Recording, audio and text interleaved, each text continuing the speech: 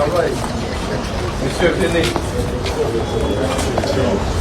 Ça va?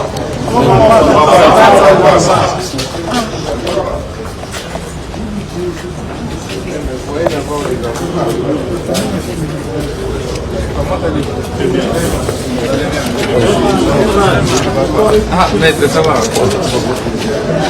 Maître Arnold Badibanga, vous allez bien? Ah, on vous a accusé, hein?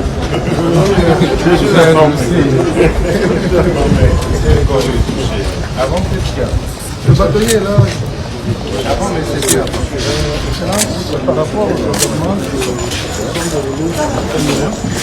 un avocat du barreau de Lomami, qui était en service à Kamina, a reçu des tortures rarement égalées, l'humiliation et même il a eu la vie sauve pour échapper à la balle parce qu'une femme est intervenue de la part du général Jean-Claude Kiffon.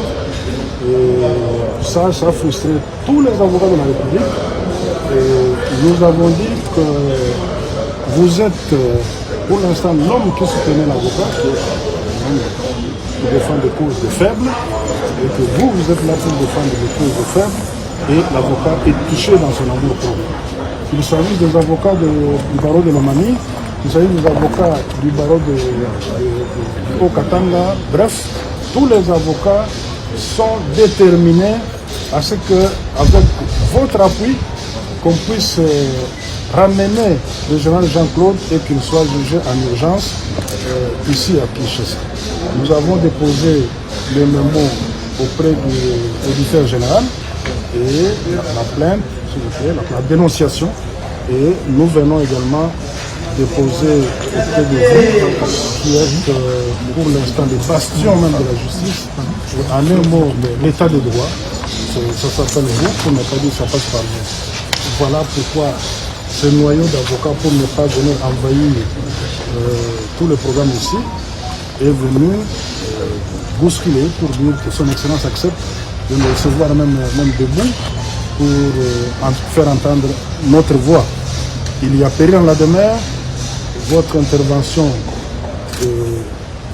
et même l'injonction est nécessaire pour voir ce monsieur qui se croit au-dessus de la loi pour torturer. Peut-être vous n'avez pas d'image, mais si vous le voyez, c'est en dehors des normes. C'est cruel.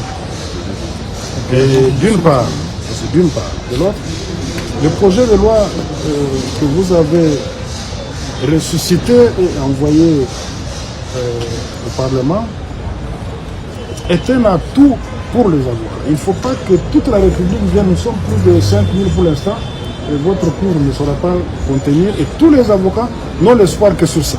Et enfin, quelque chose qui était un mystère, on en a parlé plusieurs fois dans l'Assemblée ordinaire des avocats et consorts, mais c'était où est-ce que son Excellence est allé retrouver ça? Donc ça existait, et il s'implique pour qu'enfin cette loi-là puisse suivre le cours normal. Et voilà pourquoi les avocats, pour l'instant et pour toujours, vous soutiendront. Et on ne dit pas à l'éternité parce que personne ne vivra au-delà de 120 ans, mais pour le reste de votre vie, les avocats vous soutiendront. Merci beaucoup, monsieur le bâtonnier. Nous en profitons pour vous remettre mes propres. Et la plainte et un petit mémo là qu'on avait déposé. Ça, ce sont les avocats de nos différents barreaux confondus pour soutenir notre confrère qui est en détresse, et maître Babi Ouchidi. Donc nous tenons à vous remettre mes propres pour que vous puissiez vous indiquer quant à ça. Merci beaucoup. Ça, c'est la plainte du bâtonnier où relève cet avocat. On a mis en implication en termes de copie conforme et même pas copie pour information, copie conforme. C'est-à-dire que c'est une lettre, en même temps vous adressez personnellement pour obtenir cette célérité.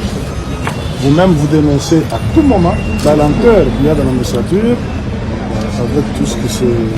Voilà. Merci.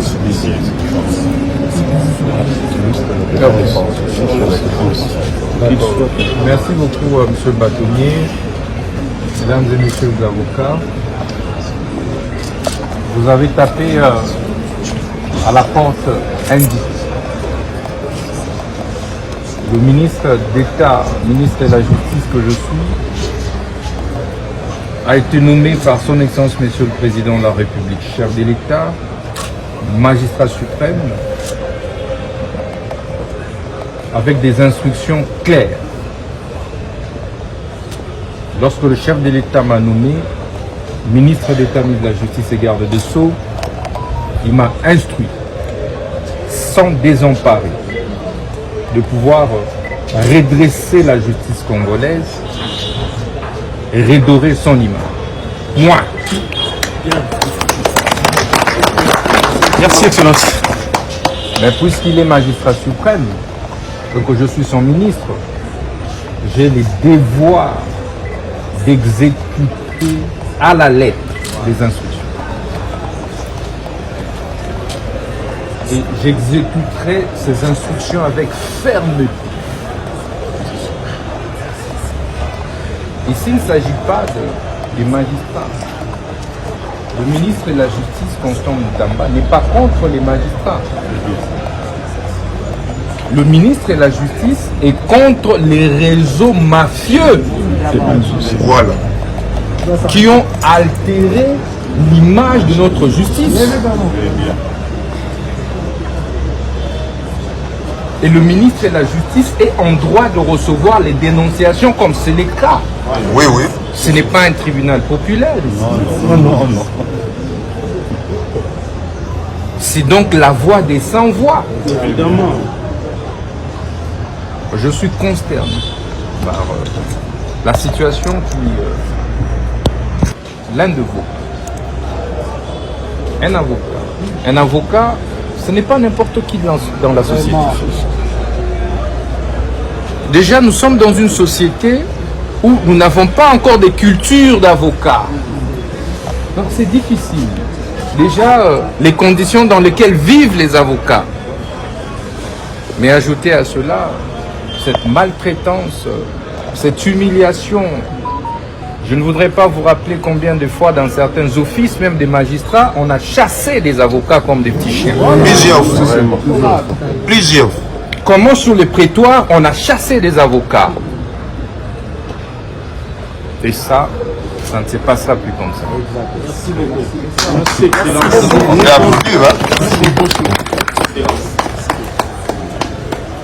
Le chef de l'État ne veut plus entendre qu'un seul avocat a été humilié et chassé, tabassé, comme c'est le cas aujourd'hui. C'est pourquoi je vais vous demander de patienter. Je veux d'une réunion entre vous et l'auditeur général de FARDC. Merci beaucoup. On l'appelle, puisque je vous informe qu'aussitôt que j'ai reçu cette vidéo, j'ai versé mes larmes. Et j'ai immédiatement appelé l'auditeur général des FARDC pour ouvrir immédiatement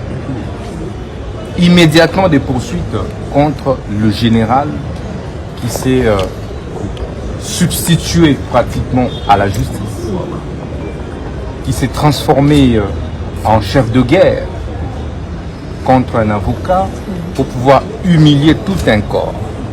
C'est le corps qui a été humilié. Et que, avec la réunion que nous aurons ensemble, je pense que la procédure va s'accélérer. Et donc, vous permettez rapidement qu'on puisse contacter le procureur, qui est l'auditeur général des FARDC. Il va venir dans mon cabinet et nous allons tenir la réunion ensemble. Merci.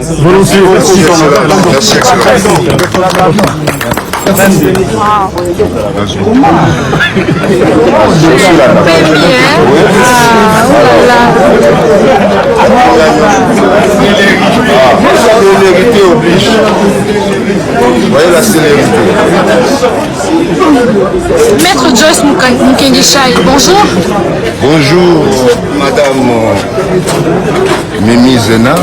Nous vous avons trouvé ici au Palais de la Justice où vous venez demander l'implication du ministre de la Justice par rapport à cet événement qui s'est déroulé au niveau du Haut-Lomami où votre confrère avocat a été farouchement tabassé par un général.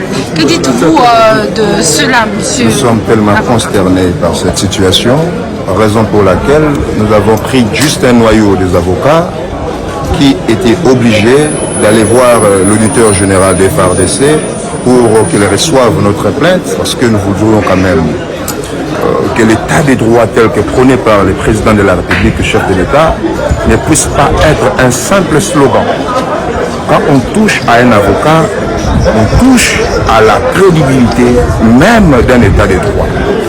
Raison pour laquelle nous sommes venus également solliciter l'implication du ministre d'État, de la Justice et des gardes des Sceaux pour que son secteur puisse impulser afin de voir le général en question être traduit devant son juge naturel pour que de tels faits ne se reproduisent plus jamais.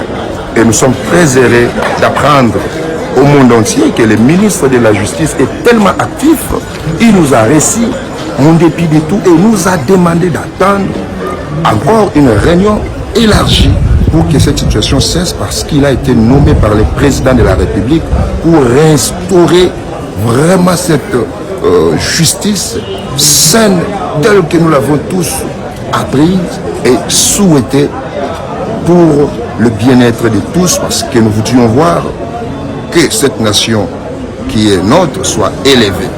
Et c'est pourquoi nous sommes obligés d'attendre cette rencontre pour une suite très favorable parce que ça ne doit plus se répéter. Ça, c'est jeter l'opprobre même sur le chef de l'État qui a fait confiance et le chef de l'État n'a jamais nommé quelqu'un pour qu'il aille cochonner les avocats, pour qu'il aille torturer les avocats.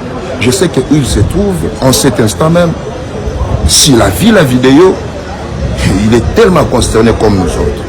Raison pour laquelle nul n'est au-dessus de la loi. Le général devra comparaître devant son juge naturel pour qu'il réponde de ses actes criels et infractionnels. Et cela va interpeller les autres également, que jusqu'à ce jour, n'arrêtent de sous-estimer, de mépriser, de maltraiter l'avocat. L'avocat n'est pas un moindre citoyen dans une nation, dans un état de